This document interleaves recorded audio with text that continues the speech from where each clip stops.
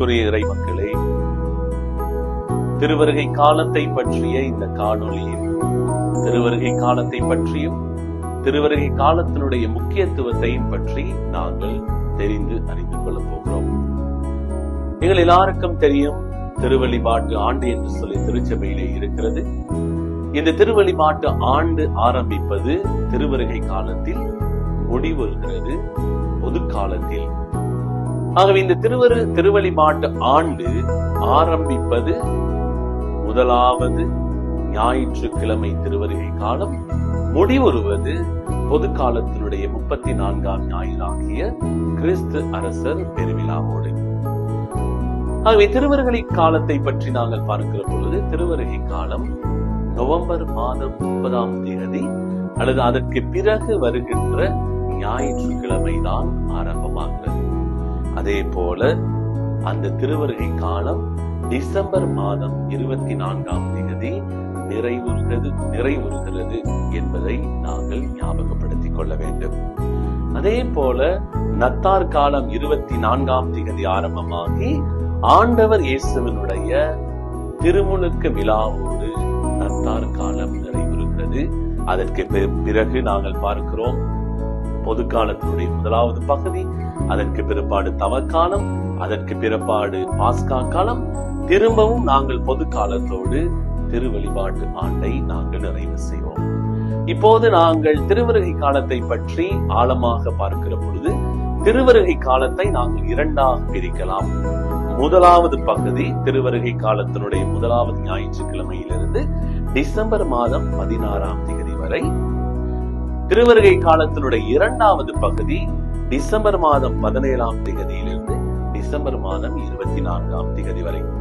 ஆகவே இந்த திருவருகை காலத்தினுடைய முதலாவது பகுதியில் நாங்கள் ஆண்டவர் இயேசுவினுடைய இரண்டாவது வருகையை பற்றி தியானிப்போம், இரண்டாவது வருகையை பற்றி ஆழமாக சிந்திப்போம்.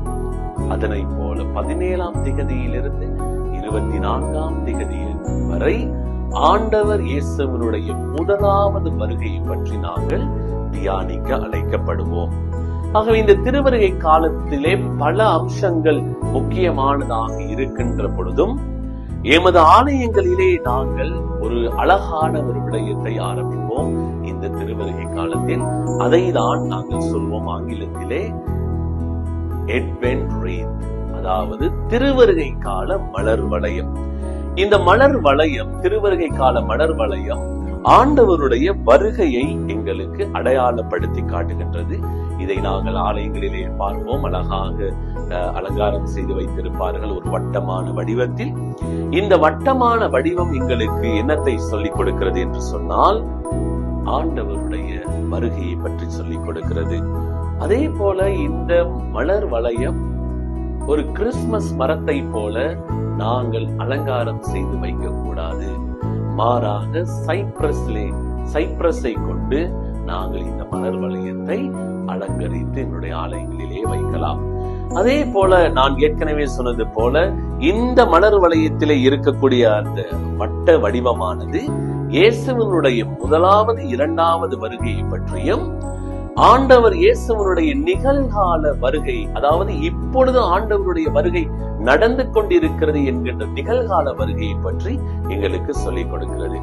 அதே மாதிரி இந்த திருவருகை காலத்திலே 4 ஞாயிறு தினங்களை கொண்டதாகவும், இந்த ஞாயிறு தினங்கள் அதாவது 4 இந்த ஞாயிற்றுக்கிழமைகளில் 3 ஞாயிற்றுக்கிழமைகள் நாங்கள் 3 மெழுகுவர்த்திகளை ஏற்றுவோம். அது ஊதா நிறத்திலான மெழுகுவர்த்தியாகவும், 3வது ஞாயிற்றுக்கிழமை நாங்கள் ரோஸ் நிறத்திலான மெழுகுவர்த்தியையும் நாங்கள் அடையாள முறையிலே மெழுகு பற்ற வைப்போம். ஆகவே இந்த திருவருகை காலத்திலே நாங்கள் எல்லாரும் ஒவ்வொரு வருடமும் அந்த அட்வென்ட் ரீத் என்று சொல்லப்படுகிற திருவருகை கால மலர் வளையத்திலே நடுவிலே நாங்கள் வெள்ளை நிறத்திலான ஒரு மெழுகுவர்த்தியை வைப்போம். அந்த மெழுகுவர்த்தி வைப்பது என்பது நாங்கள் வைக்காமலும் விடலாம், ஆனால் வைக்காமல் இருப்பதுதான் நல்லது என்று சொல்லி எங்களுக்கு சொல்லப்பட்டிருக்கிறது. ஏனென்று சொன்னால் 25ஆம் தேதி அந்த வெள்ளை நிறத்திலான மெழுகுவர்த்தியை பற்ற வைக்க வேண்டும் என்று சொல்லி எந்த ஒரு சாட்சியமும் எங்களுக்கு கிடையாது. ஆகவே இது திருவருகை கால மலர் வளையம் என்பதனால் நாங்கள் 25ஆம் திகதி அல்லது 24ஆம் திகதி இரவு வெள்ளை நிறத்திலான மெழுகுவர்த்தியை ஏற்றி வைப்பது என்பது ஒரு வரலாறு இல்லாத ஒரு அம்சமாகும். ஆகவே அதை நாங்கள் பற்ற வைக்காமலும் விடலாம் என்று சொல்லி எங்களுக்கு சொல்லக்கூடியதாக இருக்கிறது. அதே போல இந்த மலர் வளையத்திலே 3 ஊதா நிறத்திலான மெழுகுவர்த்திகள் இருக்கிறது. இந்த மெழுகுவர்த்திகள் எங்களுக்கு ஆயத்தத்தை சொல்லிக் கொடுக்கிறது. இந்த காலத்திலே நாங்கள் எங்களை ஆயத்தப்படுத்த வேண்டும் என்று சொல்லி எங்களுக்கு சொல்லிக் கொடுக்கிறது. இந்த காலத்தில் தான் நாங்கள் நம்பிக்கையை பற்றி தியானிப்போம், சமாதானத்தை பற்றி தியானிப்போம், மகிழ்ச்சியை பற்றி தியானிப்போம். அதே போல கிறிஸ்துவனுடைய அன்பை பற்றி நாங்கள் தியானிப்போம். அதே மாதிரி இந்த மலர் வளையத்திலே இருக்கக்கூடிய 4 மெழுகுவர்த்திகளும் எங்களுக்கு நம்பிக்கையை, சமாதானத்தை, மகிழ்ச்சியை, அன்பை பிரதிபலிக்கக்கூடியதாக இருக்கிறது என்பதை நாங்கள் ஞாபகம் வைத்துக் கொள்ள வேண்டும். அதனை போல நாங்கள் தவக்காலத்திலே இந்த ஊதா நிறத்தை பாவிப்போம். ஊதா நிறத்திலான பீடத்தூக்கில் விரிக்கப்பட்டிருக்கும் ஊதா நிறத்திலான திருப்பலி உடை குருவானவர்கள் அணிவார்கள். என்னுடைய ஆலயங்களிலே போடப்பட்டிருக்கிற கர்டன்ஸ் எல்லாமே ஊதா நிறத்திலாக இருக்கும். அதே போல இந்த திருவருகை காலத்திலும் இந்த ஊதா நிறத்தை பயன்படுத்துவதற்கு 2 முக்கியமான காரணங்கள் இருக்கிறது. அதிலே முதலாவது காரணம் என்னவென்று சொன்னால், இந்த காலமும் கூட தவக்காலத்தை போல ஒரு மனமாற்றத்தை உருவாக்கக்கூடிய வகையில் அமைய வேண்டும் என்பதற்காக ஊதா நிறம் அடையாளப்படுத்தப்படுகிறது. அதே மாதிரி ஒரு அரசனுடைய வருகை, அரசன் என்று சொன்னால் அவர்கள் பர்பிள் ஊதா கலர்ல தான், ஊதா நிறத்தில் தான் அவர்கள் உடை அணிவார்கள். ஆகிய ஒரு அரசன் பிறக்க போகிறான். ஒரு அரசனுடைய வருகைக்காக எங்களை ஆயத்தப்படுத்துவதனால நாங்கள் ஊதா நிறத்தை பாவிப்பவர்களாக இருக்கின்றோம் அன்புக்குரியவர்களே. அதே போல இந்த திருவருகை காலம் கூட எங்களுக்கு மனமாற்றத்தின் காலம் அல்லது மனமாற்றத்தை எங்களுக்கு சொல்லிக் கொடுக்கக்கூடிய காலமாக இருக்கிறது. மகிழ்ச்சியோடு எதிர்பார்த்திருக்கக்கூடிய காலத்தில் நாங்கள் மனமாற்றத்தையும் தேட வேண்டும் என்பதை எங்களுக்கு அடையாளப்படுத்தக்கூடிய ஒன்றாக இருக்கிறது. அதனை போல 3வது ஞாயிற்றுக்கிழமை நாங்கள் ரோஸ் நிறத்திலான அந்த மெழுகுவர்த்தியை பயன்படுத்துவோம். இந்த ரோஸ் நிறத்திலான மெழுகுவர்த்தி எங்களுக்கு சொல்லிக் கொடுக்கிறது, நத்தார் வருகின்றது, ஆண்டவருடைய பிறப்பு வருகின்றது, ஆண்டவருடைய பிறப்பு மிக விரைவில் வரப்போகிறது என்பதை பற்றி மகிழ்ச்சி அடைய வேண்டும் என்று சொல்லி இந்த ரோஸ் நிறத்திலான மெழுகுவர்த்தி சொல்லிக் கொடுக்கிறது. அதே போல இந்த 3வது ஞாயிற்றுக்கிழமையை நாங்கள் கவுடாட்டே சண்டே அல்லது கவுடாட்டே ஞாயிறு என்று சொல்லி கூட நாங்கள் சொல்லுவோம்.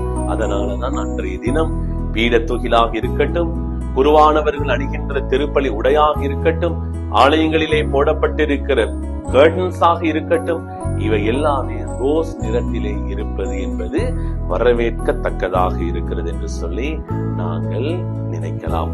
ஆகவே அன்புக்குரியவர்களே, இந்த திருவருகை காலம் என்பது ஆண்டவருடைய 2வது வருகையை பற்றி தியானிக்கின்ற அதே வேளை ஆண்டவருடைய 1வது வருகையை பற்றி நாங்கள் யோசித்து, அறிந்து, தெரிந்து, விசுவாசித்து கொண்டாடக்கூடிய ஒரு விழாவாக இருக்கிறது என்பதை நாங்கள் ஞாபகப்படுத்திக் கொள்ள வேண்டும். ஆகவே இந்த திருவருகை காலத்தை நாங்கள் பயனுள்ள முறையில், அர்த்தமுள்ள முறையில், ஆண்டவரை வரவேற்கும் முகமாக இந்த காலத்தை உபயோகப்படுத்துவோமே ஆனால் இது ஒரு